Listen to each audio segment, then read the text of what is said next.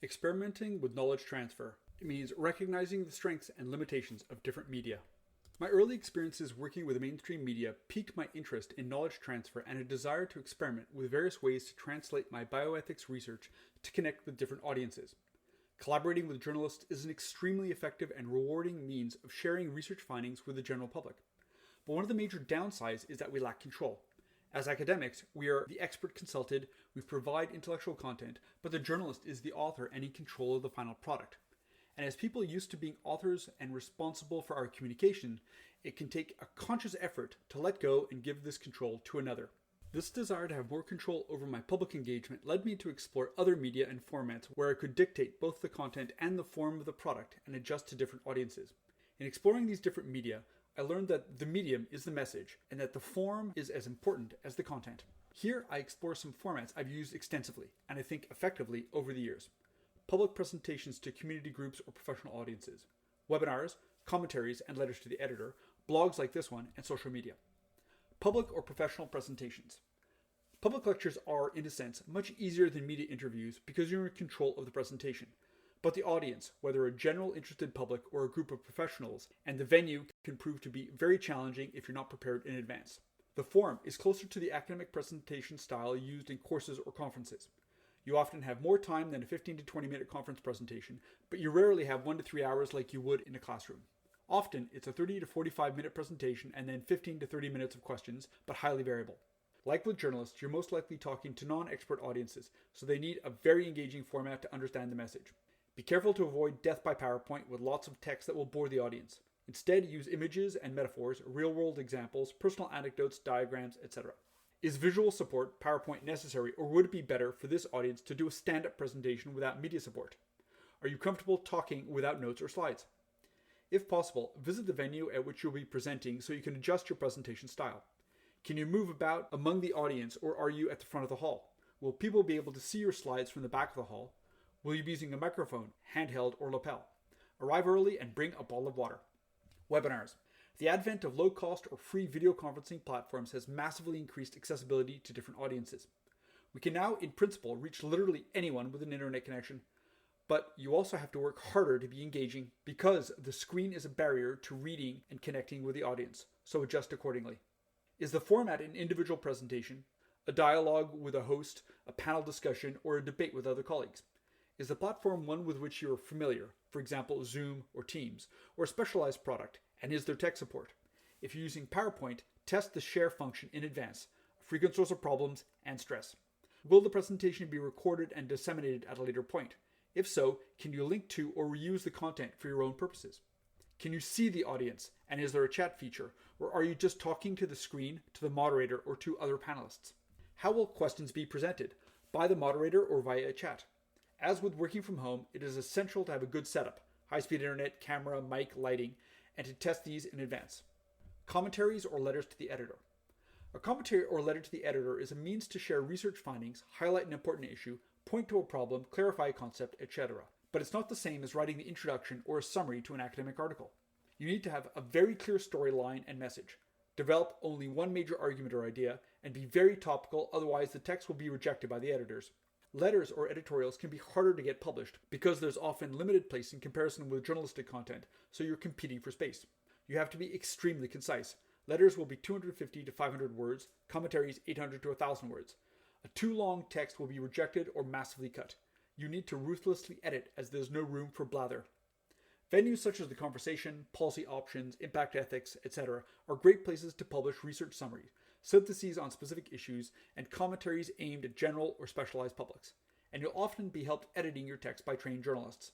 Some venues publish under Creative Commons licenses, so the content also often gets reprinted by other platforms, including the mainstream media, thus substantially increasing the reach. Blogs. Text, audio, podcast, or video blogs are an easy and fun means to create content and share ideas, and are relatively low-cost investments, and are totally under your control.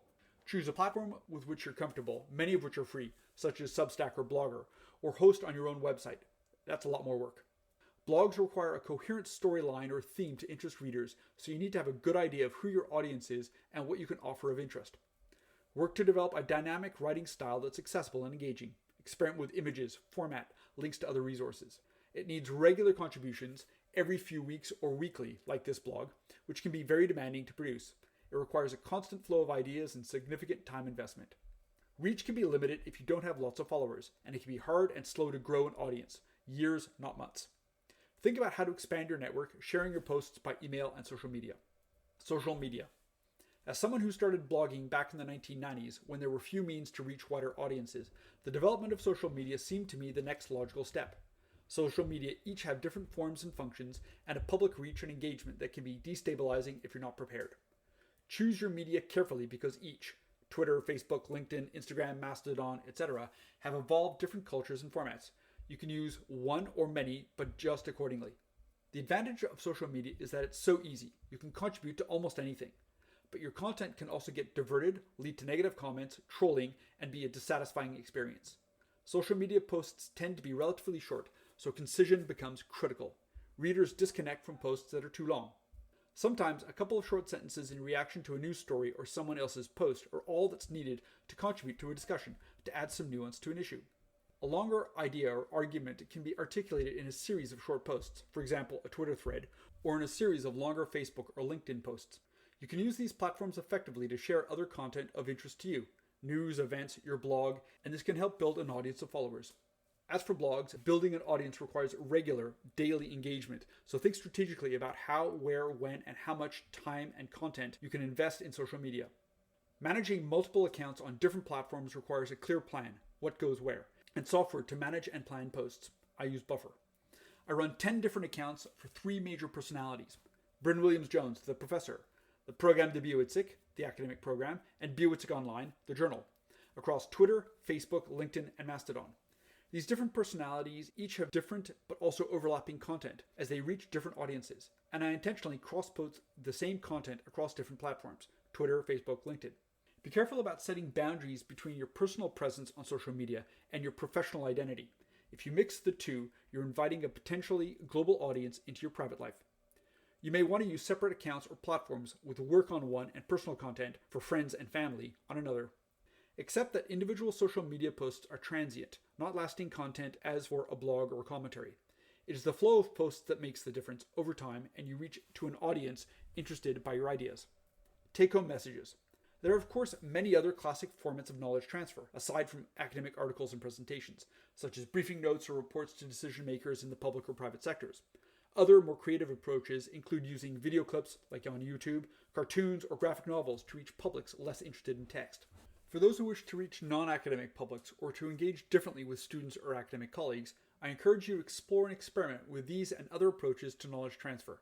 But be realistic. Not all of us are prolific writers, innovative cartoonists, or producers of viral video clips. Find those platforms for knowledge transfer with which you're comfortable and for which you have the time, energy, and talent.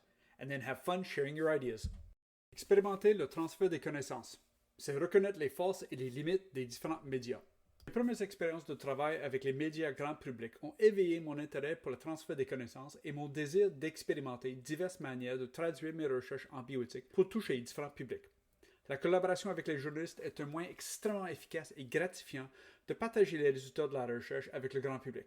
En tant qu'universitaires, nous sommes l'expert consulté. Nous fournissons le contenu intellectuel, mais le journaliste est l'auteur et contrôle le produit final. En tant que personne habituée à être les auteurs et les responsables de notre communication, cela peut demander un effort conscient de lâcher prise et de donner ce contrôle à quelqu'un d'autre. Ce désir de mieux contrôler mon engagement public m'a conduit à explorer d'autres médias et formats où je pouvais dicter à la fois le contenu et la forme du produit et m'adapter à différents publics.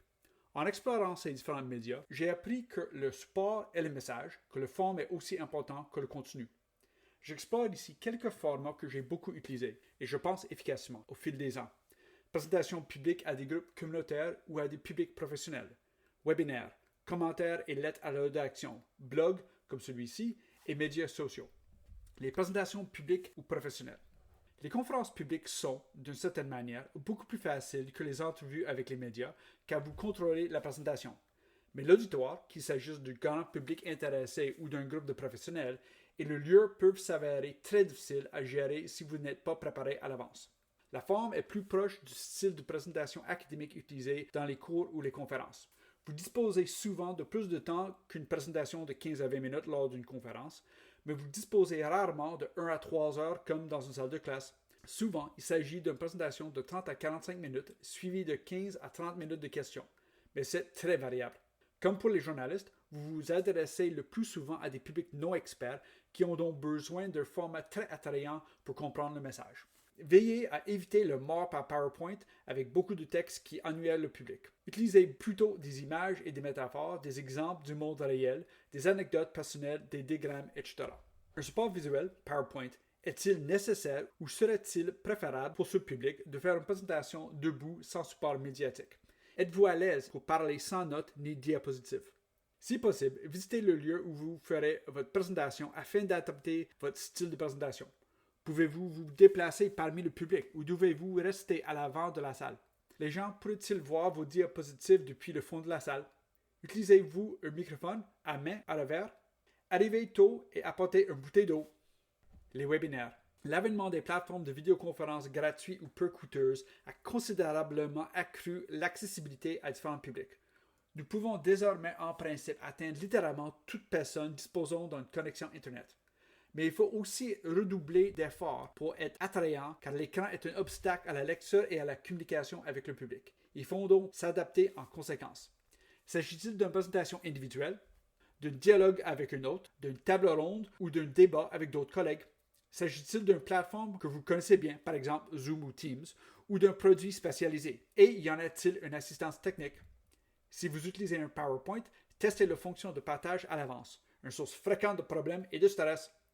La présentation sera-t-elle enregistrée et diffusée ultérieurement? Dans l'affirmative, pouvez-vous créer un lien vers le contenu ou le réutiliser à vos propres fins? Pouvez-vous voir le public et y a-t-il une fonction de clavardage? Ou parlez-vous seulement à l'écran, au modérateur ou aux autres panélistes? Comment les questions seront-elles présentées? Par le modérateur ou par le biais d'un clavardage? Comme pour le travail à domicile, il est essentiel de disposer d'une bonne installation, Internet à haut débit, caméra, micro, éclairage, et de faire des essais à l'avance. Commentaires et lettres à la rédaction. Un commentaire ou une lettre à la rédaction est un moyen de partager les résultats d'une recherche, de mettre en lumière une question importante, de souligner un problème, de clarifier un concept, etc. Mais ce n'est pas la même chose de rédiger l'introduction ou le résumé d'un article académique. Vous devez avoir une histoire et un message très clair, ne développer qu'un seul argument ou une seule idée et être très actuel, sinon le texte sera rejeté par les rédacteurs. Les lettres ou les éditoriaux peuvent être plus difficiles à publier car la place est souvent limitée par rapport au contenu journalistique et vous êtes donc en concurrence pour l'espace. Vous devez être extrêmement concis. Les lettres font entre 250 et 500 mots, les commentaires entre 800 et 1000 mots. Un texte trop long sera rejeté ou massivement coupé. Vous devez vous montrer impitoyable car il n'y a pas de place pour le blabla. Des supports tels que The Conversation, Policy Options, Impact Ethics ou autres sont des lieux privilégiés pour publier des résumés de recherche, des thèses sur des questions spécifiques et des commentaires destinés à un public général ou spécialisé. De plus, vous serez souvent aidé dans la rédaction de votre texte par des journalistes qualifiés. Certains sites publient sous licence Creative Commons, de sorte que le contenu est souvent repris par d'autres plateformes, y compris par les médias grand public, ce qui augmente considérablement le portée de l'information. Les blogs.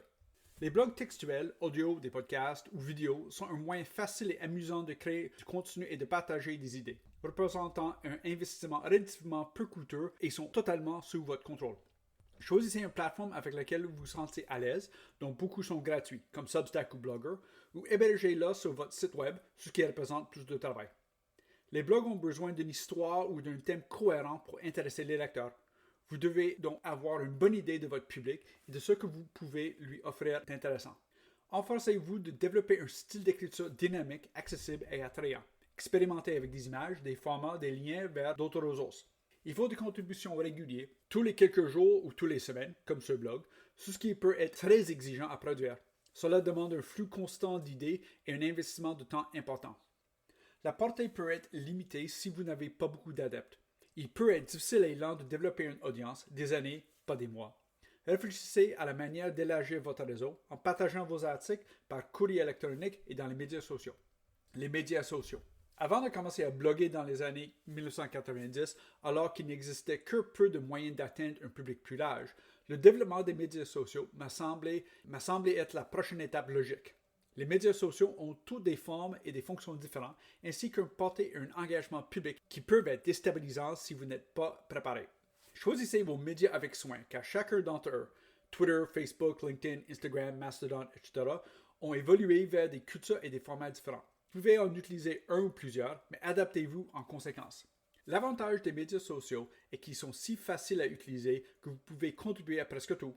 Mais votre contenu peut aussi être détourné, donner lieu à des commentaires négatifs, à être trollé et constituer une expérience insatisfaisante. Les messages sur les médias sociaux ont tendance à être relativement courts, de sorte que la concision devient essentielle. Les lecteurs se déconnectent des messages trop longs.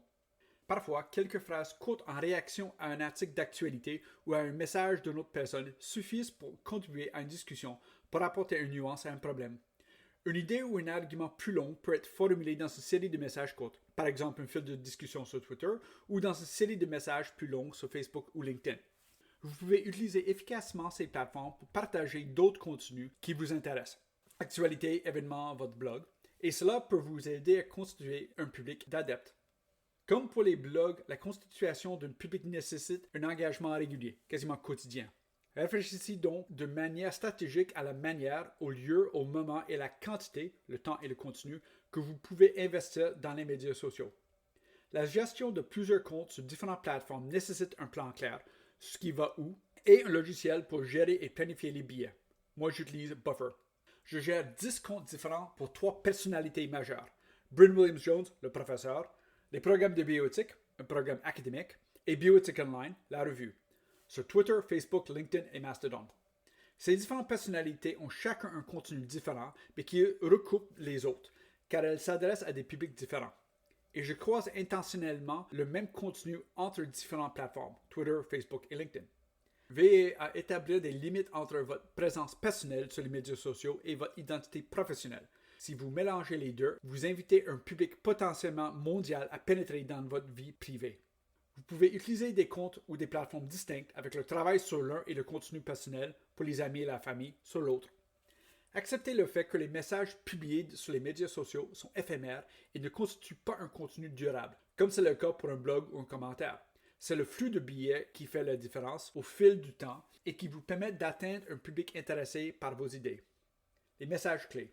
Il existe bien sûr de nombreux autres formats classiques de transfert de connaissances, en dehors des articles et des présentations universitaires, tels que les notes d'information ou les rapports destinés aux décideurs des secteurs publics et privés. D'autres approches plus créatives incluent l'utilisation des vidéoclips, par exemple sur YouTube, des dessins animés ou des romans graphiques pour atteindre des publics moins intéressés par le texte. Pour ceux qui souhaitent atteindre des publics non universitaires ou s'engager différemment avec des étudiants ou des collègues universitaires, je vous encourage à explorer et à expérimenter ces approches et d'autres en matière de transfert des connaissances. Mais soyez réalistes. Nous ne sommes pas tous des écrivains prolifiques, des dessinateurs innovants ou des producteurs de clips vidéo viraux. Trouvez les plateformes de transfert de connaissances avec lesquelles vous vous sentez à l'aise et pour lesquelles vous avez le temps, l'énergie et le talent. Et amusez-vous à partager vos idées.